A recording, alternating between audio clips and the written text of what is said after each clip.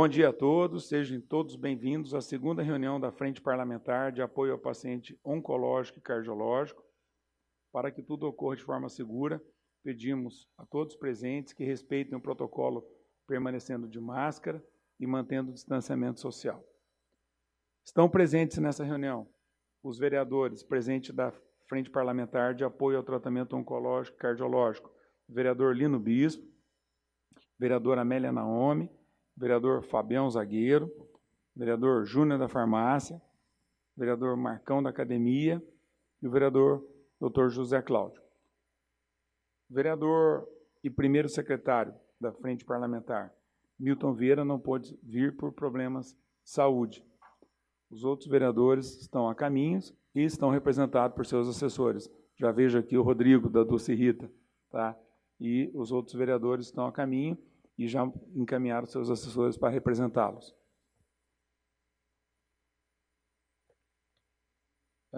Também presente a doutora Elitânia Marinho Pontes, coordenadora do Núcleo Previna, representando a senhora Margarete Correia, secretária municipal de saúde. Também presente no dia de hoje, doutor Luiz Eduardo Zucca, diretor de Ensino e Pesquisa do Instituto do Câncer Brasil, e o doutor José Márcio Barra de Figueiredo, diretor do Instituto Câncer Brasil. Do Hospital Pio XII estão presentes Everton Marcos de Oliveira, diretor administrativo hospitalar do Hospital Pio XII, irmã Maria Irene de Araújo, diretora-geral do hospital, minha amada amiga, irmã Irene, prazer ter a senhora aqui. Tenho grandes lembranças dos 3 anos que eu fiquei no Pio XII, irmã. Aprendi muito com a senhora, então é um prazer ter a senhora aqui na mesa comigo. E a importância dessa frente parlamentar de apoio ao tratamento oncológico e cardiológico, acho que já é clara, né? Nós conseguimos, com a primeira reunião, já um aporte e emendas para o Hospital Pio XII, para o Hospital GAC, do deputado Milton Vieira. Conseguimos chamar a atenção e temos aqui hoje o Dr. Luiz Eduardo com o Dr. José Márcio para darmos mais um avanço de apoio no tratamento oncológico no nosso município. Então, a importância dessa frente parlamentar, eu acho que vai ficar muito bem representada na fala da doutora Elitânia, do tamanho do grupo, do tamanho desse tratamento em São José dos Campos, não só oncológico, também cardiológico. Então, nesse momento, nós vamos ouvir o Dr. Luiz Eduardo Zucca, diretor de Ensino e Pesquisa do Instituto Câncer Brasil, e também, assim que ele terminar a sua exposição, o Dr. José Márcio Barra de Figueiredo vai também nos dar uma palavra. Então, doutor, a palavra é sua, fique à vontade. Obrigado. Eu vou fazer a apresentação.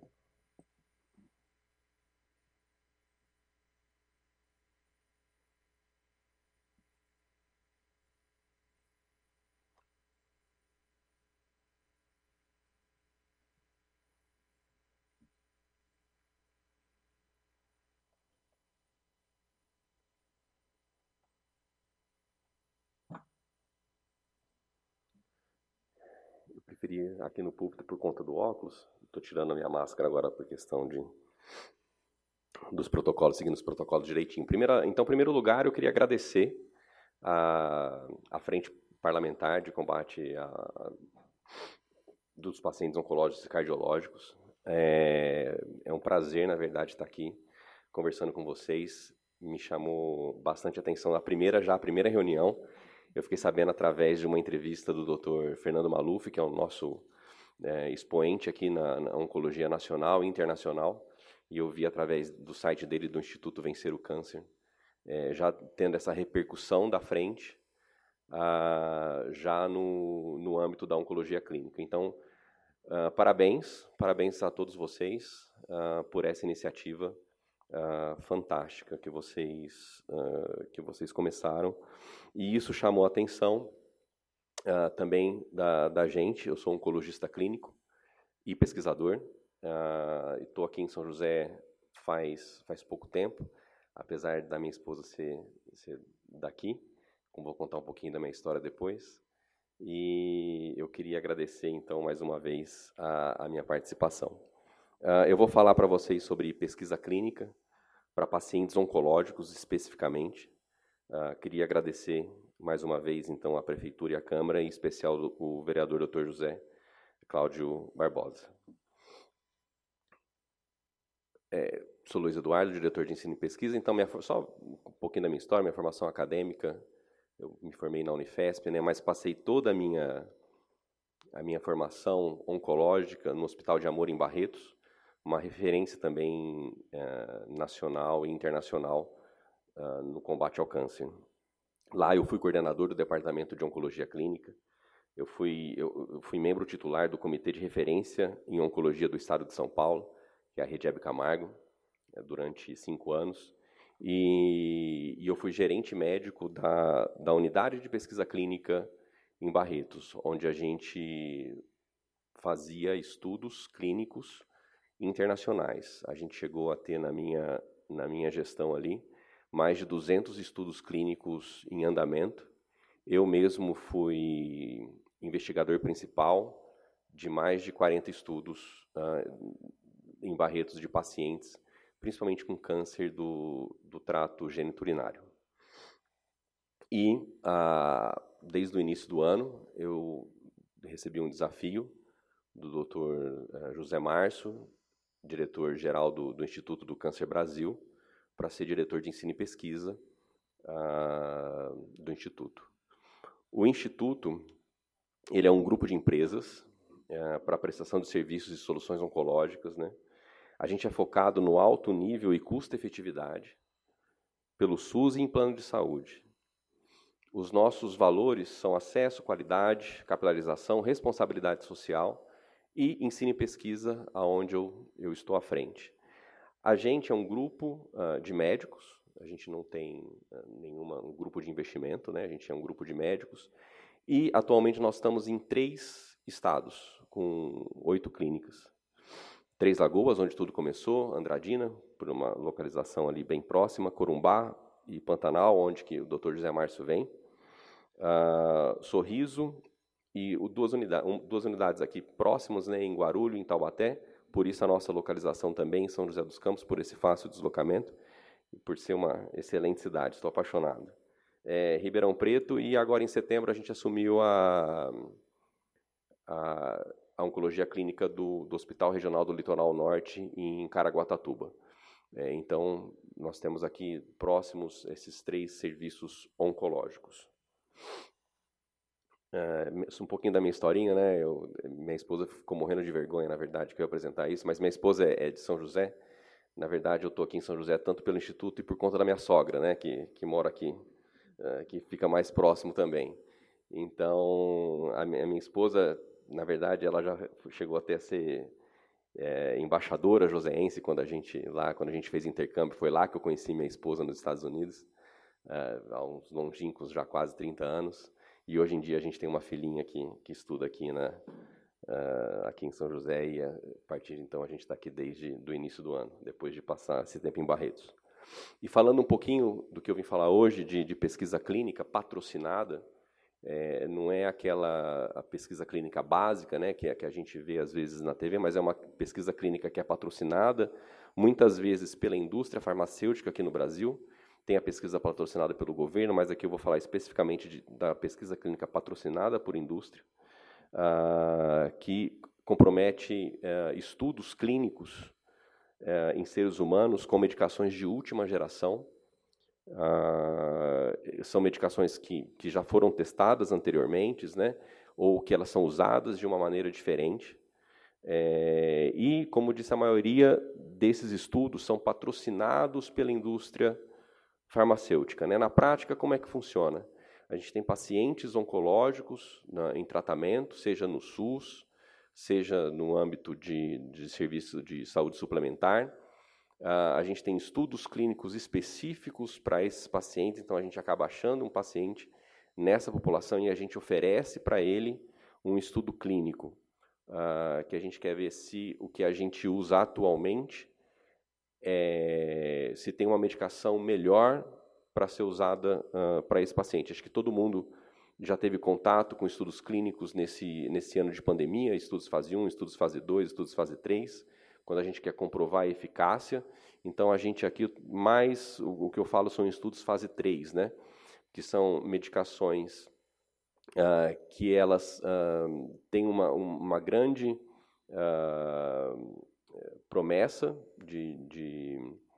para entrar no mercado, para fazer benefício para trazer benefício ao paciente, mas ela precisa ser testada se o que a gente usa atualmente é melhor ou pior.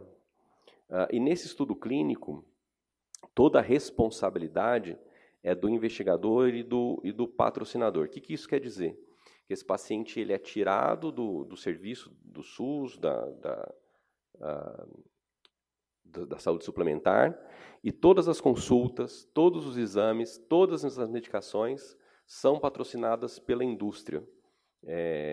Então, a tomografia é a indústria que vai bancar, as consultas médicas é a indústria que vai bancar, as medicações é a indústria que vai fornecer. Claro, com todo um padrão de qualidade que vai ser cobrado depois pela indústria farmacêutica de atendimento, de armazenamento dessa medicação, de qualidade dos dados, né? Tudo isso vai ser cobrado depois. E isso traz enormes benefícios que a gente, tanto para o paciente quanto para o serviço público, que a gente vai ver depois, né? Então, só alguns conceitos importantes. A gente costuma brincar, né? Quando a gente fala em pesquisa clínica, a gente sempre surge o assunto de cobaia. E quem trabalha com pesquisa clínica abomina esse termo. Então, nenhum participante de pesquisa clínica é cobaia, a gente não está testando medicação em cobaias, né, em porco de Guiné, mas todos os pacientes são voluntários, né, são voluntários, são pacientes que a gente pergunta, que a gente explica sobre a pesquisa clínica. Claro que tudo tem seus riscos e benefícios, que é o que a gente sempre deixa frisado, e o paciente ele pode se retirar a qualquer momento do estudo clínico, né? Então aqui a gente não tá forçando ninguém a nada, né? E pesquisa clínica patrocinada, ela acomete várias fases da doença, né? Ele não funciona só como a última opção de tratamento, muito pelo contrário.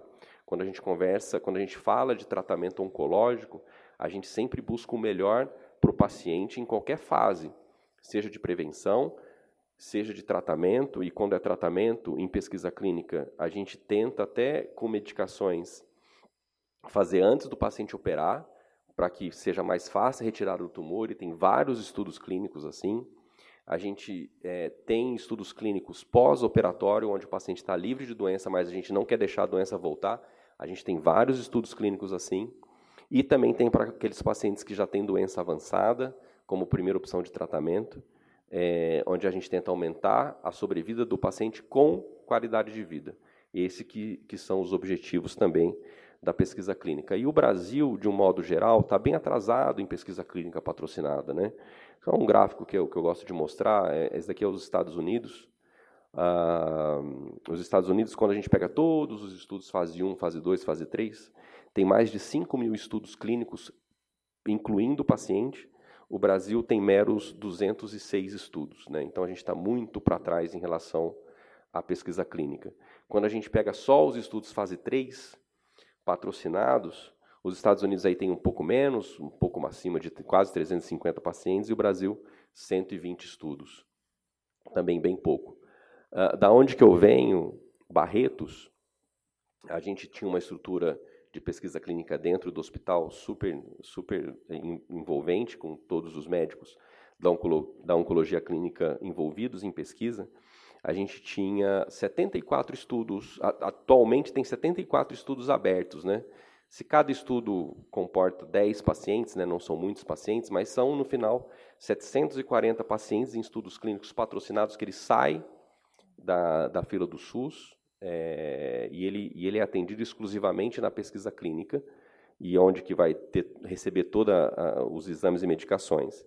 E aí a minha surpresa, né, e também um pouquinho de provocação, em São José dos Campos, Quando eu fiz a mesma busca ativa, aqui tem 0 estudos clínicos, né, patrocinados oncológicos. Então, aqui em São José não tem nenhum, né? Aqui a gente não tem uma equipe de pesquisa clínica que conduza estudos em pacientes oncológicos, né? E São José nem se fala da questão de ensino e pesquisa em outras áreas, né?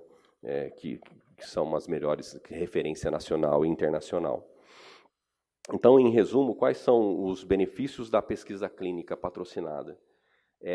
Para o paciente, é a oportunidade de receber medicações de última geração, e algumas dessas medicações, elas ainda não são nem aprovadas no Brasil, não são nem aprovadas no mundo. Tem paciente, eu tenho exemplos próximos, que em pacientes em barretos oncológicos, pacientes com câncer de pulmão, e câncer de pulmão é uma doença letal, tinha uma paciente que viva há mais de 10 anos com câncer de pulmão metastático, porque ela só participava de estudos clínicos, né? Então, gera uma oportunidade muito grande para o paciente.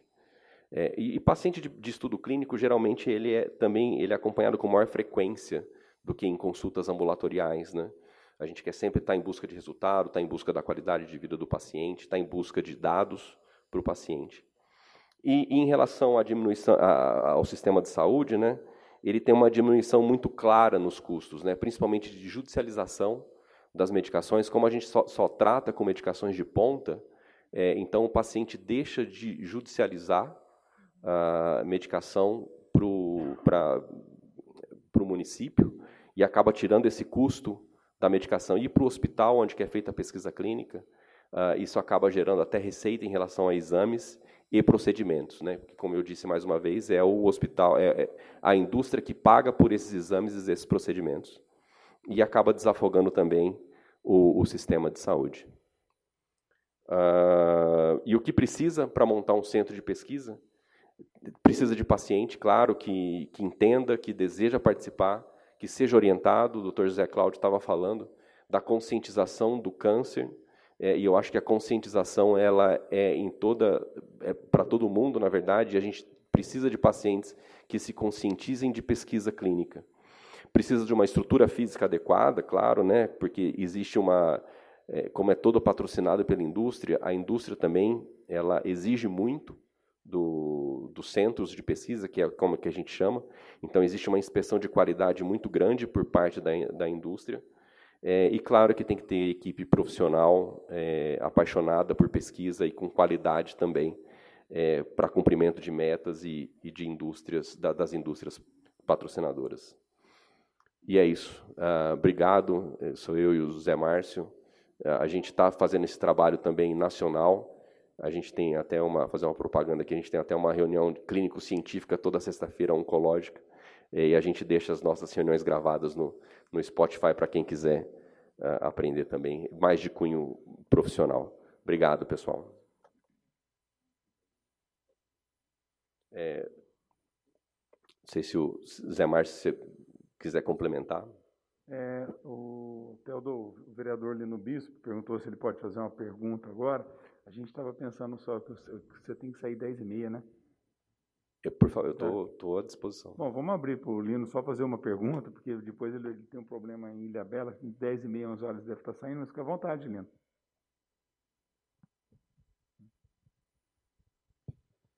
Na verdade, são duas perguntas, vou fazer ela já na sequência. Quando o paciente faz parte da pesquisa, ele toma medicação dupla ou é uma única, que é a medicação da pesquisa? É uma das perguntas. Porque ele vem tomando uma medicação, ele vai para a pesquisa, eu queria saber se aquela medicação que ele toma, se ela é tirada ou se ela vai seguir junto com a da pesquisa, né? O tratamento normal, você tem um percentual de cura, dado a gravidade do problema e o tipo de câncer, né? Mais ou menos agressivo, né? Então, você tem um percentual de cura, né, do câncer. Quanto o da pesquisa, você tem também esse percentual de mais ou menos favorável ao paciente? Não sei se você entendeu a pergunta. Eu entendi. super pertinentes, na verdade, né? Quando a gente fala em câncer, vereador, a gente não está falando de uma doença só, a gente está falando de um espectro de doenças, né? Então, um câncer é diferente do outro e numa pessoa, num indivíduo, um câncer também é diferente do outro. Então, eu vou começar pela segunda pergunta. Atualmente, o que a gente usa muito em oncologia clínica são imunoterapias, né? Que são medicações que eles são diferentes dos quimioterápicos, essas medicações fazem com que as células de defesa do corpo combatam o câncer. E isso só foi possível por conta de estudos clínicos. A gente tem uma doença que chama melanoma, que é o câncer de pele. O melanoma, antes de entrar a imunoterapia como tratamento, isso eu estou falando de 5 anos atrás, a gente tratava com quimioterapia. E o melanoma metastático tinha uma sobrevida muito baixa nos pacientes, né, com cerca de 1 ano na maioria dos pacientes, quando metastático. Com o advento da pesquisa, e a gente participou de vários estudos clínicos com imunoterapia em Barretos, 30% dos pacientes com melanoma metastático atingiam a estabilidade da doença depois de 5 anos. A gente não falava em cura, mas e tem muitos pacientes vivos até hoje, tomando a medicação, uma medicação letal, uma doença letal, que tinha mortalidade de quase 5% em 1 ano, e de repente com estudos clínicos, com medicação com imunoterapia, que hoje está no mercado, 30% desses pacientes estão vivos em 5 anos. Então, assim, isso eu posso falar para vários tipos de doença. Câncer de rim, que é a minha especialidade, também tinha uma alta taxa de letalidade. Tem pacientes que não sobreviviam em menos que 1 ano. Com imunoterapia, esses pacientes estão vivos depois de 5 anos fazendo uso da medicação. E quando a gente fala, agora eu volto para a primeira pergunta, quando a gente fala em estudo clínico, tudo tem os seus passos. Tudo começa em laboratório, depois passa por animal, por pré-clínico, e depois a gente faz o estudos fase 1, que é só a medicação, os estudos fase 2, que é para ver a tolerância da medicação, e os estudos fase 3, que é o que a gente está falando, que engloba a maioria da população, geralmente são 1.000 pacientes, né, mundialmente, para um estudo clínico só. A gente pega o que tem de padrão, geralmente a gente compara 2 populações. O que a gente usa atualmente, geralmente é um paciente que ele descobriu o câncer. Então, a gente tem um grupo de pacientes que vai receber o que é padrão, o que é o padrão mundial. Não é o que é o padrão... às vezes, o padrão do SUS, infelizmente, ele não acompanha o padrão mundial. Tudo por uma questão de preço, igual, mesma coisa do melanoma, né? Para melanoma, no SUS, ainda não tem imunoterapia, infelizmente. O tratamento de imunoterapia, por mês, varia de R$30 mil, às vezes até R$60 mil. Tudo isso custeado pela indústria. Então, a gente tem um grupo controle, que é o melhor, que é a melhor mundial, e a gente tem um grupo que a gente vai dar a medicação da pesquisa. A gente pode... Tem vários tipos de estudo. Tem medicação que, por exemplo, junta 2 imunoterapias, ou faz imunoterapia com quimioterapia. Geralmente, a gente está acrescentando alguma coisa a mais, para saber... E é estudo clínico, na verdade, a gente tem que ser bem sincero, né? É a mesma coisa das vacinas. Quando começa um estudo clínico, a gente não sabe se ele vai ser positivo, negativo ou ele vai se igualar. Ele tem muitas chances de ser positivo, porque ele já foi vindo de várias etapas, né? Mas é igual também, tem essa questão de riscos e benefícios, que a gente sempre deixa isso bem claro para o paciente, e ele também pode se retirar do estudo a qualquer momento, né? Ninguém está testando nada nele, né? Ele faz parte de uma rede mundial, na verdade. Não sei se eu consegui responder as perguntas. Vereadora Amélia, uma pergunta? A senhora quer fazer alguma pergunta? Já? Vereador Fabão?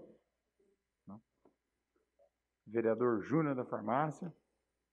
Júnior, só um perdão, Renato, desculpa. Chegou o nosso amigo, vereador Renato Santiago, segundo secretário da Frente Parlamentar. Juninho, vontade aí.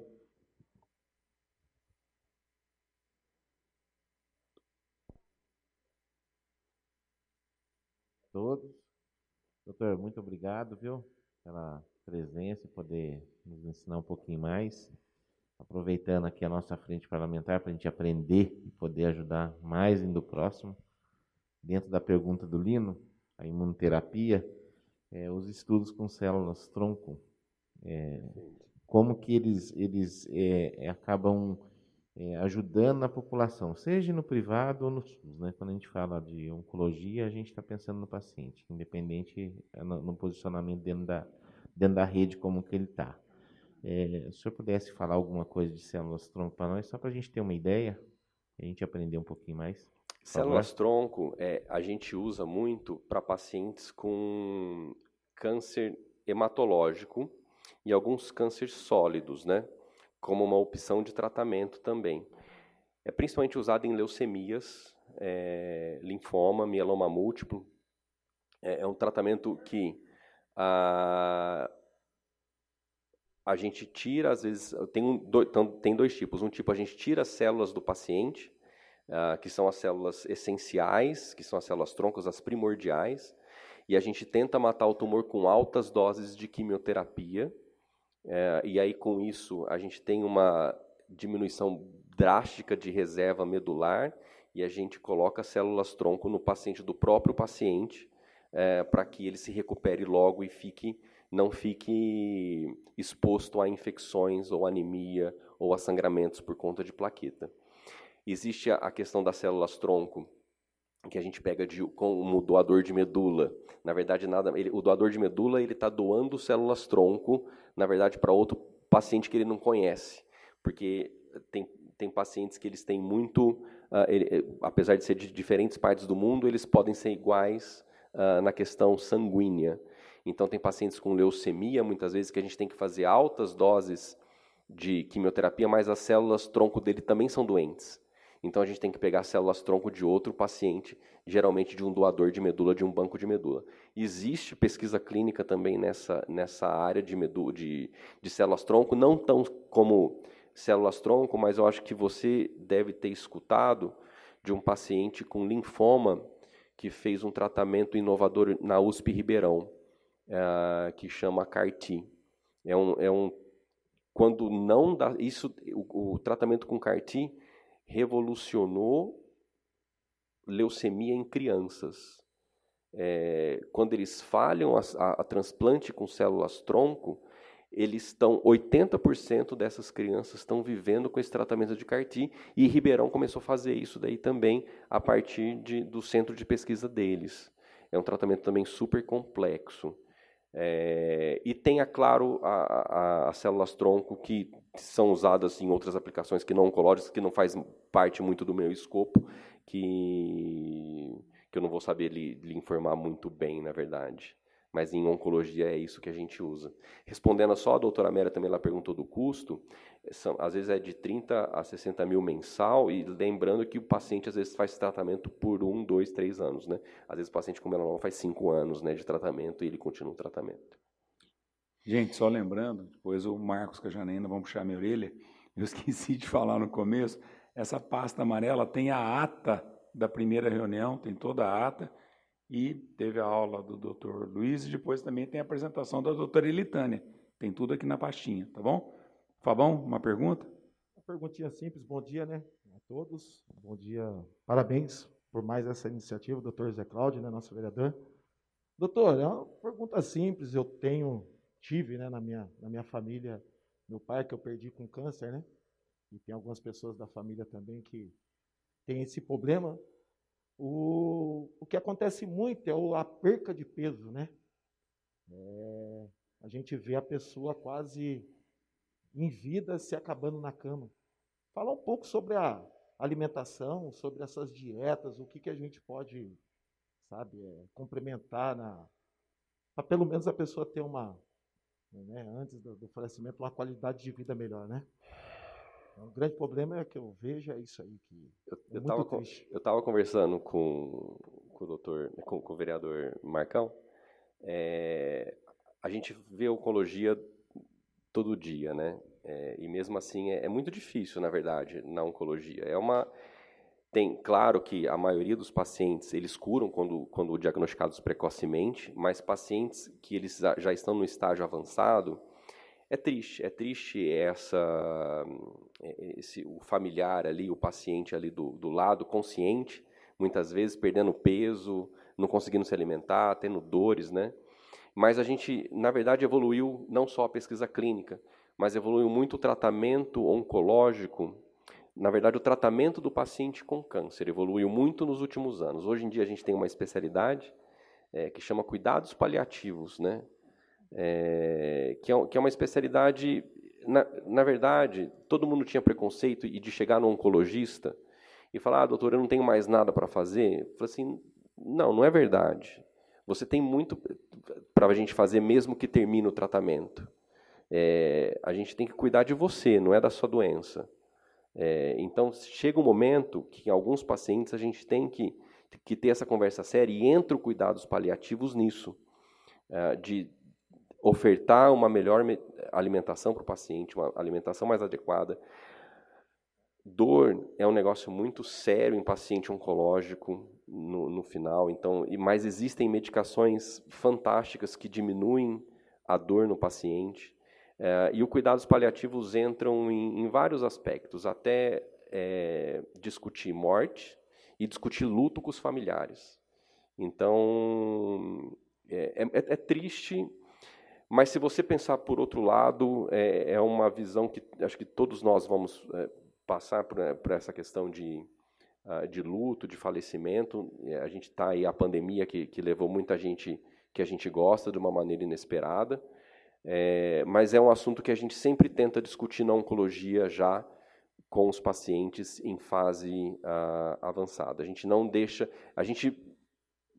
a cultura às vezes não permite esse diálogo franco, mas a gente sempre gosta de discutir. Eu, principalmente como oncologista clínico, sempre gosto de discutir essas questões práticas com o paciente, né? Às vezes são pacientes jovens, que já tem câncer terminal, que a gente precisa conversar, o paciente precisa dar andamento na família, e ele precisa ter consciência disso às vezes, né? Exatamente. 45 é incabível, né? Então a gente sempre tenta, e eu vou te falar que nessa questão de cuidados paliativos, o SUS está muito mais avançado do que particular, muito mais. Então é bem interessante cuidados paliativos no SUS. Vereador Renato. Bom dia, doutor, a todos os que vieram nos presentear com essa explanação. Zé Cláudio, mais uma vez, parabéns pela iniciativa da frente.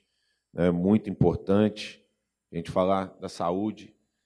Doutor, não é fácil, né? Quando a gente quer falar de saúde, que está todo mundo bem, né? Mas a gente sabe que existe o outro lado, como o senhor disse, todos nós vamos passar, mas ninguém está preparado verdadeiramente para esse momento, né? E o senhor comentou que nós temos hoje tratamentos muito avançados, que o índice de cura ele vem aumentando a cada ano, novas tecnologias aparecendo, né? O senhor falou da imunoterapia e do custo, que realmente é alto, né? Se a gente pensar na quantidade de pacientes que nós temos e do tamanho do custo, isso é um valor extremamente grande. E qual a possibilidade desses tratamentos chegarem ao SUS? O que se precisa fazer? Quais as medidas precisam ser tomadas? Hoje o SUS oferece um tratamento de qualidade, ou ainda não, ou ainda está muito aquém do que já existe em modernidade. O que a gente pode fazer enquanto município, ou talvez até levar para uma esfera estadual, federal, partir algum movimento para que as pessoas tenham esse melhor atendimento? Ou a gente não vai conseguir chegar nisso, isso realmente vai ficar somente na área particular? Excelente. eu acho que isso vai muito de encontro com pesquisa clínica. Pesquisa clínica, ele não é só para a gente aumentar a tecnologia e aumentar custo, que realmente é caro, mas é para a gente saber se reinventar também em relação às novas medicações, aos novos tratamentos. Esses estudos clínicos são patrocinados geralmente pela indústria, né? Então, todo mundo às vezes vê um viés na indústria de relação comercial. Mas o que ele faz também com os profissionais, ele capacita profissionais em pesquisa. Então, os profissionais que trabalham com pesquisa clínica patrocinada acabam sendo profissionais também de um alto gabarito para implementar pesquisa no seu dia a dia no SUS. Por exemplo, em Barretos, isso eu tenho orgulho de falar, existe uma medicação para câncer de próstata que chama abiraterona. Essa medicação ela compreendia em 4 comprimidos para um paciente diário. E ela tinha um custo elevado. Quando teve o genérico, esse custo abaixou. E a gente foi estudando, eu fui estudando em relação a isso, e a gente viu que tinha estudos internacionais que você dando um comprimido com alimentação, e a posologia da abiraterona eram 4 comprimidos em jejum, você colocando um comprimido com alimentação era a mesma coisa do que 4 em jejum. Então, conversando com o gestor, né, a gente sempre conversava com o gestor, a gente conseguiu implementar um tratamento de ponta diminuído por 4, porque a gente conseguiu diminuir custo. A mesma coisa com imunoterapia. Existem ainda muitos estudos que talvez não vão ser patrocinados pela indústria, mas aí vão ser patrocinados pelo governo, seja municipal, federal ou estadual, para, por exemplo, diminuição de dose. Será que quando eu consigo diminuir dose, eu consigo diminuir custo, ele não vai ter a mesma efetividade que uma dose cheia? A indústria não vai fazer um estudo assim, mas a gente que está capacitado pode fazer. Então, a gente, com pesquisa clínica, tem muitas alternativas para tentar trazer essas medicações para o SUS com um preço menor. A gente não pode ficar só receber. Eu acho que quem é pesquisador, ele não aceita receita de bolo. Ele quer fazer a receita dele também. Ele quer inventar também. E tem várias maneiras, né? Você trazendo a pesquisa clínica, você acaba criando esse sentimento e esse expertise dentro da sua equipe. E esses questionamentos, né? Com embasamento. Então, eu acho que tem muito para contribuir, sim. Bom, agora no outro canto aqui, o vereador Marcão, da Academia. Fica à vontade. Bom dia a todos. Bom dia, presidente Zé Cláudio. Olha a importância dessa frente parlamentar, que bacana, né? Todo mundo unidos aqui. Eu estava falando já antes de começar, junto ao doutor Eduardo, doutor Márcio, a gente conversando sobre o quanto que é importante, né? Você estar juntando as pessoas envolvidas no meio, criar políticas públicas, né? Para fazer um trabalho junto aí nessa casa com os vereadores. Parabenizar aí a todos também, que sempre inteirados, interagindo, lutando, trazendo informações, também recebendo muita informação, né? Porque uma frente parlamentar dessa é uma frente parlamentar que a gente realmente aqui está conhecendo cada vez mais sobre, tendo informação que vocês trazem para realmente a gente buscar excelência, né? E principalmente no município. Porque a importância do município também, São José dos Campos, como uma cidade pujante do jeito que 750 mil habitantes, é uma cidade também referência em vários setores. E também na saúde, né? Vai aí, né, doutora Elitânia, um bom dia. A doutora Elitânia sabe aí o quanto que a saúde tem feito aí pela cidade, né? Uma saúde, principalmente nessa questão de pandemia, isso é muito importante. Parabenizar a secretaria. O Pio 12, que tem feito um trabalho, a irmã Irene, o Everson, que é o parceirão, que também tem feito um trabalho muito bacana no tratamento oncológico. A gente estava falando aqui antes, né, sobre essas questões tudo, e até quando o Fabião, meu amigo o vereador Fabião, comentou, né, sobre a questão de tratamento, né, da questão da alimentação. Estava até falando com o doutor Eduardo antes, Fabião, sobre a questão do seguinte, até anotei aqui um pouquinho, né, que a gente tem que fazer primeiro, tem algumas etapas na nossa vida, né? A gente, primeiro de tudo, claro, a gente vai com a prevenção é tudo. Eu acho que a prevenção da nossa vida, qualidade de vida, ela vem através de alimentação, né? São práticas diárias, né? De estilo de vida saudável. Alimentação, né? Prática de atividade física, né, ou diminuir o estresse do dia a dia, a gente tentar achar esse estilo de vida saudável. Depois vem na situação das questões das ações preventivas, eu falo assim, ações do poder público e do sistema privado também, né? A ideia da conscientização, que é a primeira situação, até contei um relato do meu pai, que faleceu ano passado com infarto, mas meu pai tinha um problema de fazer os exames, porque ele tinha medo de se diagnosticar com algo, né? E aquele preconceito, se eu tiver algo, aí que eu me acabo, né? Então você tem aquela primeira situação, então por isso você tem que conscientizar, você tem que conscientizar que tem chance de tratamento, pode se tratar, hoje nossa tecnologia é muito boa e as chances estão melhorando cada vez mais, né? E o fácil acesso da população sobre os exames. Isso é importante ter o fácil acesso. Mamografia, né? O exame do PSA, o do colo retal, que é o segundo câncer que mais mata. Então, assim, a gente pode fazer trabalhos. Eu acho que é legal, quando traz informações para cá, que o senhor tem trazido do Instituto, para a gente também construir aqui, né, doutor Zé Cláudio, a gente já vem conversando com isso, construir também dentro dessa frente parlamentar algumas ações que vá ser referência também para o Brasil. Essa é a ideia. Assim como nós temos feito em outras frentes parlamentares, se diga aqui de passagem do autismo também, que os vereadores participam muito, é muito importante isso. A busca ativa do diagnóstico precoce. Isso eu acho que é um assunto que a gente tem que sempre brigar, batalhar, trazer nas pautas para a gente desenvolver nos municípios. Eu acho que São José dos Campos não pode deixar isso. Até eu ia falar depois para a doutora Elitânia, não sabia se ela ia apresentar algo, eu vi que tem aqui uns negócios, uns dados, né, doutora? Isso é bacana para a gente. Mostrar que o nosso município faz, mas nós podemos fazer mais. Nós podemos ser referência. Nós temos que trabalhar nessa linha, né? E os dados e as informações que o doutor Eduardo traz para a gente é muito importante. E é algo que eu venho aqui na pergunta. Viu, doutor? O senhor falou bastante da pesquisa clínica aí, patrocinada. Eu só não entendi direito o formato de como isso é feito, esse patrocínio, a parte legal do processo. São José dos Campos é uma cidade tecnológica, industrial, tem várias indústrias aqui. Nós temos a capacidade, sim, dessas empresas, das indústrias, investir em algo que realmente é de suma importância, é prioridade, a saúde, né?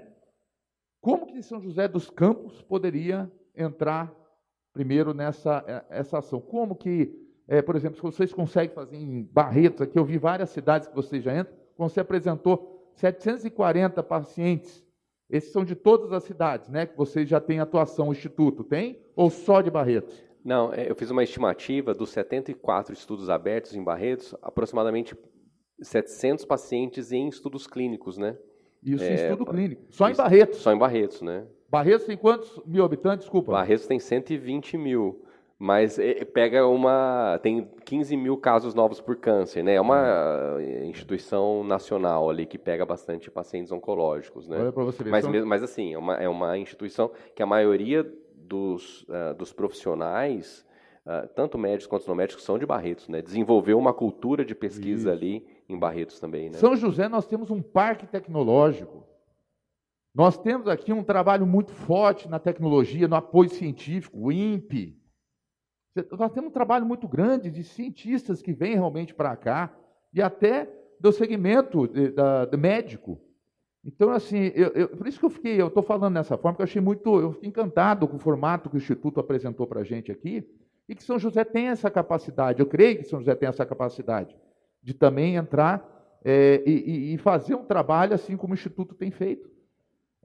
O que a gente precisa é saber mais ou menos, ser norteado por caminhos que devemos traçar, e os vereadores aqui, essa frente parlamentar, poder também contribuir nessa busca. Eu acho que isso é muito importante, que é uma das questões da minha pergunta, sobre isso, esse formato a ser implantado, se São José tem realmente a gente buscar essa condição de São José dos Campos.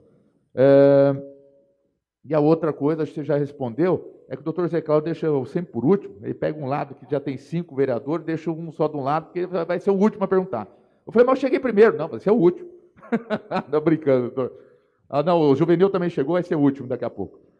Aí, sobre os estudos, né? Realmente, quais são os estudos dentro do Instituto? Se tem esses estudos, como é que é o patrocínio desses estudos? Você já falou isso sobre a medicação, né? Os medicamentos que são feitos para tratamento, que são colocados, e dentro desse estudo apresentam bastante recurso para o paciente. Então, acho isso muito bacana, mostrar esse trabalho de vocês. É mais para parabenizar e vocês nortear também, poder ajudar a construir com a gente esse formato para nós trazermos para São José dos Campos e poder trabalhar cada vez mais pelo paciente oncológico. Obrigado. Obrigado, vereador Marcão. A ideia de colocar nenhum estudo em São José foi bastante provocativa e eu acho que eu provoquei, na verdade, né? Então, acho que essa era a ideia, na verdade. Quando eu pesquisei, onde que eu pesquisei é um site americano onde tem todos os estudos internacionais e ele separa por cidade. Assim, também é uma surpresa para mim, né? Igual eu estou aqui em São José, não faz, com essa cidade de longa data, mas morando aqui há 6 meses, e é uma surpresa o São José com um parque tecnológico e com indivíduos, né? Fantásticos vindos aqui de São José e não ter estudo clínico na área oncológica. Isso me chamou bastante atenção também. E não é complicado montar um centro de pesquisa clínica oncológico. Claro que você precisa ter profissionais capacitados, com experiência, você precisa ter uma equipe, mas também não é uma equipe grande de profissionais para uma quantidade de estudos. Igual eu te falei, eu cheguei a atender lá em Barreto sozinho 10 estudos clínicos com uma enfermeira, um coordenador de pesquisa. Então, você precisa de uma sala, você precisa de um espaço físico adequado, com consultório, com uma farmácia, porque precisa ter um controle de temperatura, e pessoal dedicado e capacitado em estudos clínicos. Um médico capacitado, um enfermeiro capacitado, um coordenador de pesquisa. Sim. Sim, e não só médico, né? Com a equipe multidisciplinar também capacitada, farmacêutico, enfermeiro, que tem vários cursos de pesquisa clínica hoje, por conta até da questão do Covid. A Fiocruz vem patrocinando muitos estudos muita questão educacional em pesquisa clínica, o Hospital Moinhos de Vento, no Sul. O Sul tem uma tradição muito forte em pesquisa clínica, interessante isso, além do estado de São Paulo. Então, não falo para você que não precisa de muita coisa. Precisa de gente capacitada, um local adequado, não muito grande, para receber esses pacientes, e os profissionais terem contato com as indústrias para fazer busca ativa de estudos, que é o que eu faço, na verdade, né? Eu vou atrás, eu corro atrás da indústria. Esse estudo aqui está no Brasil, então vamos trazer para cá. Esse estudo não está no Brasil, então o que a gente faz para trazer para cá? Porque a gente tem o paciente, a gente tem excelentes profissionais, e a gente tem que fazer o que a Frente Parlamentar está fazendo, conectar pessoas, e isso é para tudo, na pesquisa clínica também. Então, você precisa conectar o médico da ponta com as indústrias, né? E assim, tem indústrias da casa, né? Uma grande parceira nossa é a Janssen, né? A Johnson é daqui de São José, né? Então, tem parceiros nacionais, tem empresas internacionais que estão com sede em São José dos Campos que rodam estudos clínicos super importantes, né? Então, tem muitos médicos que fazem pesquisa clínica, que moram em São José, mas trabalham em São Paulo. Então, eu acho que o que falta é essa questão ali da ponta. Obrigado, Marcão. Everton, à vontade. Um questionamento? E o doutor José Márcio, à vontade. Olá. Vou ser bem breve, porque tem a apresentação da doutora Elitânia. Só parabenizar o Dr. Cláudio, José Cláudio, fantástica iniciativa da Frente Parlamentar. cumprimentar todos os vereadores e todos aqui presentes, em nome do Dr. José, parabenizar o Dr. Eduardo Zucca pela fantástica apresentação de um tema que é difícil, eu sei que é difícil para entender, porque é uma coisa nova, mas eu só queria destacar 3 pontos importantes. A pergunta do vereador Renato, ela é fundamental, e eu gosto de ser bem sincero em relação a essa pergunta, porque a gente está, eu venho da USP Ribeirão Preto, sou oncologista, sou pesquisador, e hoje estou na parte também da direção do Instituto do Câncer Brasil. Sim, há um abismo muito grande entre o tratamento oferecido no SUS e o tratamento oferecido no setor privado do país hoje, né? E essa culpa é de quem? Nossa, como sociedade, né? Infelizmente. O Estado de São Paulo, há 10 anos, tentou otimizar a entrada de novas medicações, com algum sucesso. Então, hoje nós temos a PAC paulista, com alguns medicamentos que diminuem essa discrepância, seja em câncer de rim, mas nós estamos aquém disso. Os profissionais que trabalham nos UNACONs, imagina o UNACON do Pio XII, o UNACON da Santa Casa, são fantásticos, não tem dúvida nenhuma. Entretanto, não há previsão de custeio para oferecer as mesmas medicações. Qual a solução? A solução é trazer pesquisa clínica. A Rússia fez isso, abriu, regulamentou a legislação para pesquisa clínica lá, abriu, sentou com a indústria para conversar e realmente houve um boom de estudos clínicos no país. E realmente, porque isso ajuda a financiar. É uma forma inteligente. O paciente, você tira o centro de custo do Sistema Único de Saúde e coloca um centro de custo para a indústria farmacêutica, sendo que vai ter um grande ganha-ganha, sem nenhum problema para o sistema. Então, esse é o primeiro ponto, né? E a gente consegue atingir aquele triple aim, que é o objetivo da saúde, que é melhorar a saúde da população, reduzir custo e melhorar a experiência do usuário. Todos ganham. Quem não quer ter acesso a por exemplo, melanoma metastático, é uma doença incurável, e a sobrevida média de um paciente que recebe o tratamento no SUS é 8 meses. De repente, você tem a possibilidade de oferecer imunoterapia. E 30% dessas pessoas estarão vivas, quiçá curadas, em 5 anos. Olha a diferença fantástica, né?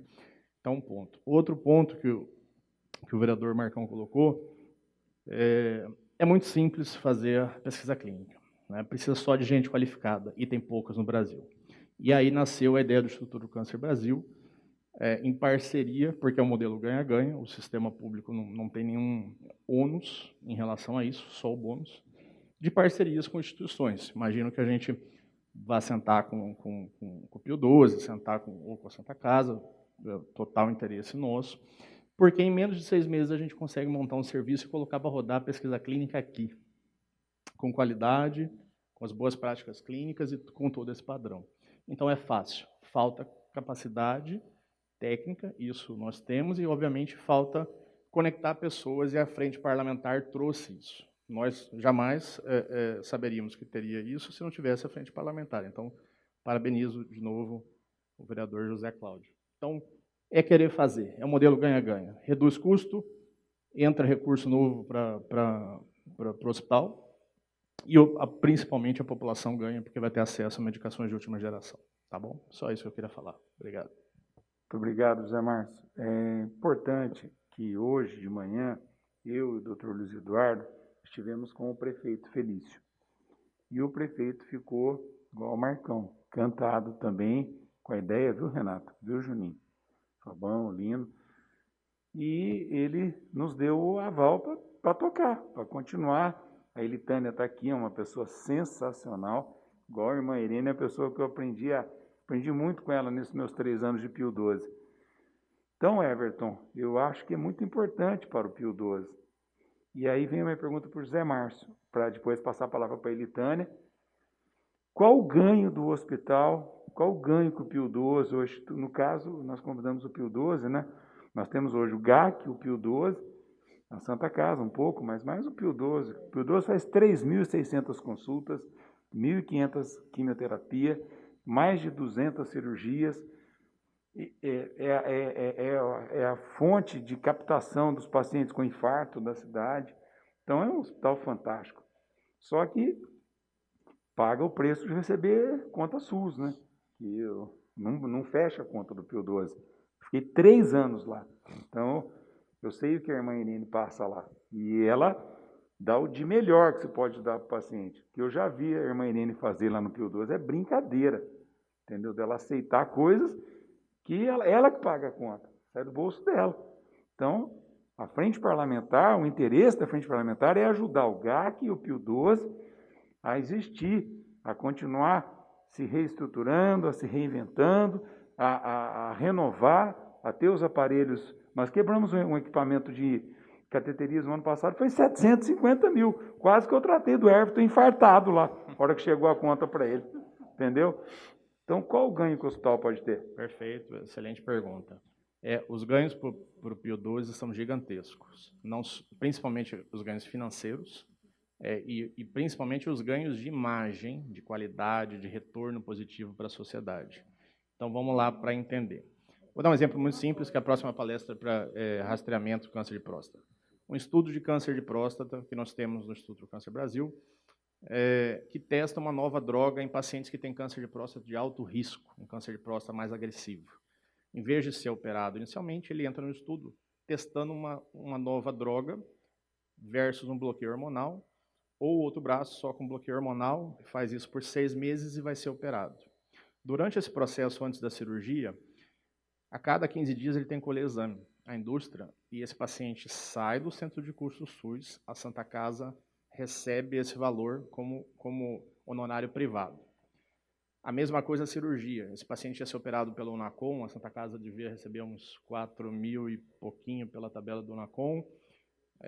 Ele vai entrar como uma cirurgia privada, porque, obviamente, tem que ter todo o compliance e não pode ter dupla cobrança. Se acontece isso, aí a glosa é um problema seríssimo. Então, a questão do compliance com a indústria é importante. Então, você reduz, você aumenta o faturamento, porque esse paciente vira um centro de custo particular.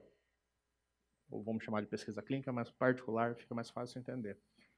E você reduz o custo do NACOM, ou seja, você pode trazer mais paciente para manter o seu teto do NACOM, receber mais paciente pela via Hebe Camargo, pelo sistema de regulação, e você está jogando receita, você está ajudando, é fantástico, assim, é um grande modelo ganha-ganha.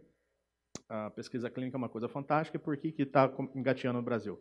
Por falta de capacidade técnica para todos os profissionais. Mas isso vai aos poucos ocorrendo. Então, uma cidade como São José dos Campos, que eu escolhi para morar, e também vocês estão de parabéns, que isso aqui é fantástico, a gente está apaixonado estou apaixonado pela cidade também, minha família. Isso aqui é inconcebível, uma região como essa, riquíssima como o Vale, não ter pesquisa clínica. Não ter pesquisa clínica. Então, o paciente quer tratar perto de casa, próximo da família, com qualidade, sabendo que está recebendo o melhor tratamento. Então, é isso que a gente trouxe como proposta aqui para a frente parlamentar. Muito obrigado, doutor José Márcio. Muito obrigado, doutor Luiz Eduardo Zucca. Eu que agradeço. Agradeço mais uma vez a oportunidade. Imagina, e agradeço vocês aí por ter escutado. O dia que o senhor me ligou à noite, primeiro eu pensei que era trote. Eu falei, é trote. É alguém querendo vender alguma coisa para mim. Depois que o senhor se falou e se apresentou e falou a tua ideia, eu falei, meu Deus, liguei para o prefeito na hora. Em 3 minutos o prefeito falou, está marcado para o dia 11. Então, muito obrigado. Tá bom? Eu que agradeço. Obrigado, pessoal. Bom, gente, agora nós vamos ter uma apresentação, praticamente finalizando a nossa reunião, da doutora Elitânia Marinha Pontes, que está representando a doutora Margarete, da Secretaria de Saúde. A doutora Elitânia é uma médica com M maiúsculo. Eu conheci ela quando eu fui diretor técnico do Pio 12, e ela tem um espírito clínico fantástico, ela luta, ela briga pelo paciente, alguns pacientes com neoplasia de asa de nariz, que a gente lembra que a gente discutia o tratamento para ficar completo, para a pessoa não sair com aquela deformidade grande no rosto. Ela ia lá, reunia comigo e com o Everton. Então, é uma pessoa extremamente identificada com a medicina, oncologista, pediátrica, né, paliativista. Então, ela vai trazer muita coisa boa para a gente. Fica à vontade, doutora.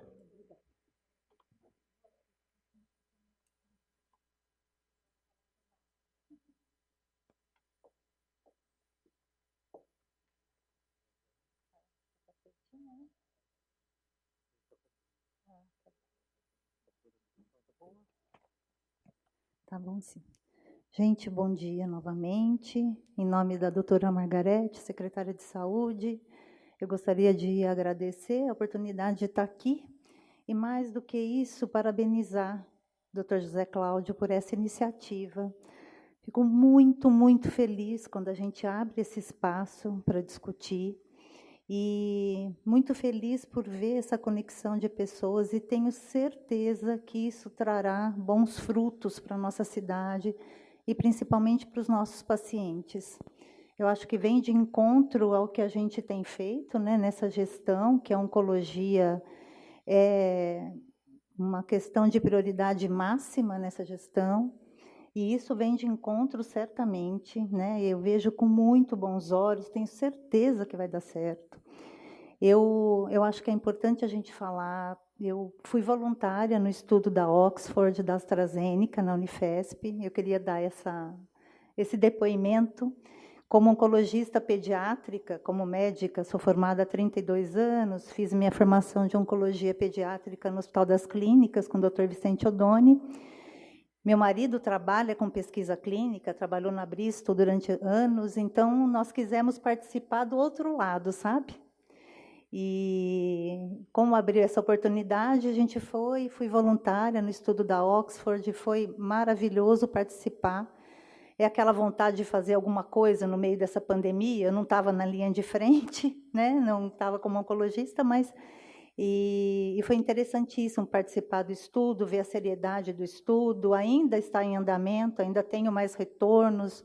É uma vigilância constante. Então, assim, eu acho que se a gente hoje fala dos números que nós temos, dos resultados de tratamento oncológico, é graças aos estudos clínicos, ao patrocínio da indústria farmacêutica, e é um ganha-ganha mesmo, né?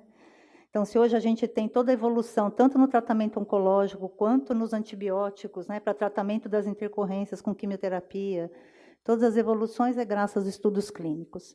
Nós vivemos uma época hoje que eu acho que é muito ambígua, né? Ao mesmo tempo que no Jornal Nacional a gente ouve falar de fase 1, 2 e 3 pelos jornalistas.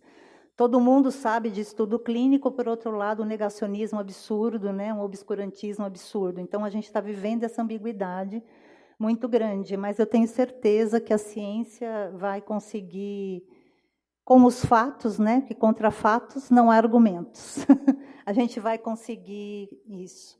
E vejo com muito bons olhos também, porque traz muito recurso para a instituição, para quem faz o tratamento, muito recurso. Então, é um tratamento de excelência para o paciente SUS, né? Então, a gente não tem o que dar errado. Então, parabéns de novo pela iniciativa. Bom, falando um pouquinho, então, eu sou especialista em oncologia pediátrica pela Sociedade Brasileira de Cancerologia, sou paliativista. Hoje atuo mais como paliativista no Hospital São Francisco, em Jacareí, que é um outro centro de oncologia, e atuo na Secretaria de Saúde como servidora no Núcleo Previna. Então, o Núcleo Previna, ele iniciou em junho de 2018, com o objetivo principal de atender a lei dos 60 dias. O que é essa lei? O SUS prevê o tratamento do paciente oncológico em até 60 dias após o diagnóstico. Isso é uma lei. Essa lei foi complementada em 2018 com a previsão de exames para o diagnóstico de câncer em até 30 dias.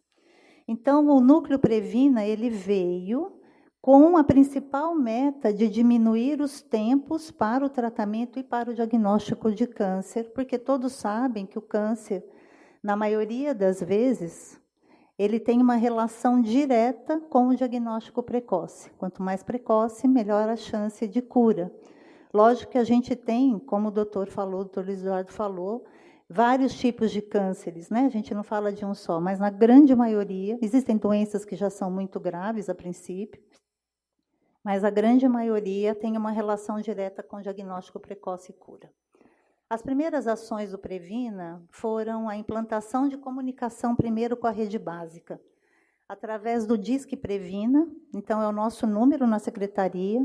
Todas as UBSs, as UESs têm o nosso contato direto com a intenção de chegou um paciente em tratamento oncológico, com suspeita oncológica, que tenha qualquer dúvida, tenha um acesso direto com o gestor, com o coordenador, para esclarecimento, facilitar acesso ao diagnóstico e não deixar esse paciente, o que eu costumo dizer, ficar pulando de um ponto para outro.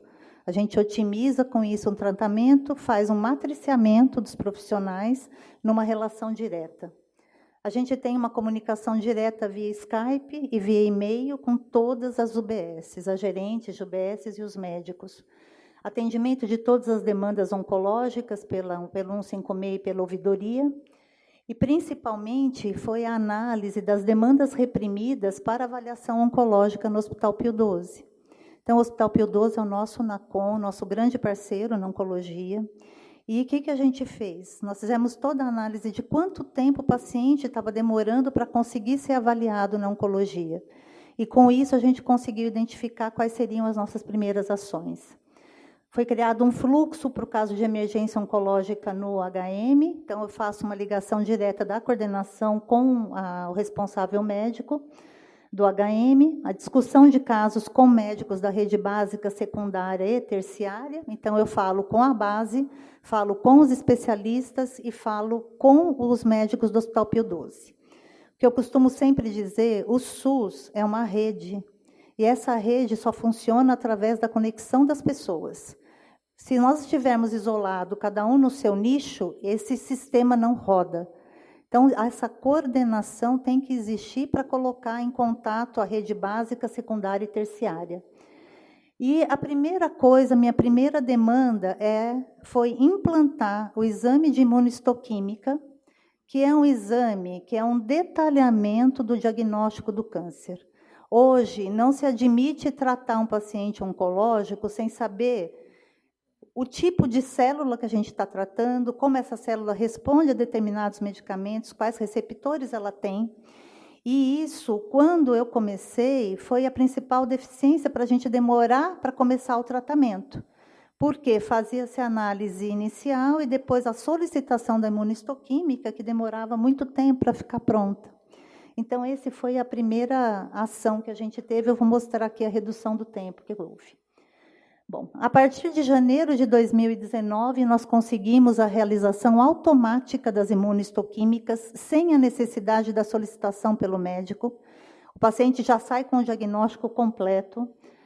Reuniões quinzenais com o secretário de saúde, na época o Dr. Danilo, e diretores de todos os departamentos da Secretaria de Saúde que têm relação com a oncologia, para solicitação de exames, atenção secundária, o segmento das demandas para as especialidades oncológicas, para os exames relacionados ao diagnóstico e as demandas para cirurgias oncológicas. Então, esses foram os nossos desafios. Para ter uma ideia, o tempo entre o diagnóstico anatomopatológico e o início da imunistoquímica, a gente chegava a ter uma média aqui de 70 dias para ter o diagnóstico completo desse paciente. Com a realização automática da imunistoquímica, quer dizer, o laboratório, identificando um caso de câncer, ele já faz a imunistoquímica e já libera o resultado completo para o médico fazer o tratamento. Nós diminuímos esse tempo, vocês estão vendo aqui, olha, a gente tinha, em 2017, uma mediana de 26, uma média de 48 dias. Nós diminuímos isso, em 2018 era 23, 38 dias. Em 2019, nós passamos para 2 dias e aqui 1 dia. O que quer dizer 1 dia? O exame já é realizado, a imunistoquímica, no momento que o patologista fala é um caso de câncer. Esse foi um ganho enorme.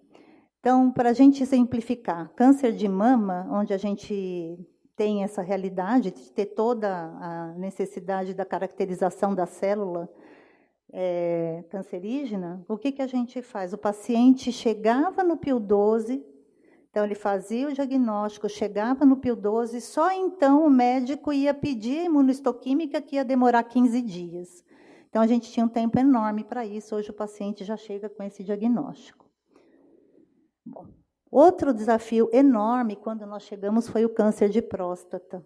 Então, na cidade, a gente fazia o rastreamento para o câncer, mas... O que foi? Alguma coisa comigo? Não. Ah, não. Ele fazia o rastreamento para o câncer e ele ia... paciente com PSA alterado, ele era encaminhado para o urologista. E a gente tinha uma oferta de urologista, de consultas urológicas pequena, e o paciente ficava na fila para passar com o urologista. Então, através da avaliação de toda essa demanda, com base nas ferramentas do Sistema Lean, nós tivemos um treinamento do Sistema Lean na Secretaria de Saúde, nós começamos a avaliar que, fazendo o mapeamento, o paciente demorava entre ele ser rastreado com PSA alterado até ele iniciar um tratamento, uma média de 405 dias, mais de 1 ano a gente demorava para conseguir colocar esse paciente em tratamento. Aí, o que nós fizemos para ver essa demanda reprimida que estava na avaliação da urologia? Então, os pacientes eram rastreados e ficavam na fila para passar com o urologista, para indicar se tinha necessidade de fazer a biópsia de próstata ou não. Nós fizemos uma análise de toda essa demanda, eram milhares de pacientes, através da estratificação pelo PSA. Então, os pacientes com PSA mais elevados foram estratificados para passar primeiro com o urologista. Com isso, a gente conseguiu estratificar aqueles que tinham um risco maior e a gente aumentou as ofertas de consultas urológicas. Com isso, a gente conseguiu sanar essa fila da urologia. Além disso, nós fizemos, de uma forma muito ousada para os urologistas, um protocolo de rastreamento de câncer de próstata, baseado no dado da literatura, que é o NCCN de 2018, que demonstra que os pacientes com PSA acima de 10 têm 67% de chance de ter câncer. Ora, se eu tenho esse paciente triado nas nossas UBSs, porque faz parte do nosso programa de saúde do adulto, a realização de PSA anual para os pacientes entre 50 e 75 anos. Então, a gente consegue selecionar esses pacientes. A gente tem ao redor de 45, 50 pacientes mês com PSA acima de 10. Esses pacientes têm a sua biópsia de próstata solicitada pelo próprio clínico da UBS. Por que justifica isso? Porque ele tem uma alta chance de ter câncer. Com isso, a gente conseguiu pular a etapa dele ir para o urologista. Isso é bem uma análise pelas ferramentas do Lean, a gente pulou essa etapa, ganhou tempo com isso. Os pacientes com esse PSA vem positivo para câncer de próstata, eles são encaminhados direto da rede básica para o tratamento no Hospital Pio XII. E o que nós fizemos com isso?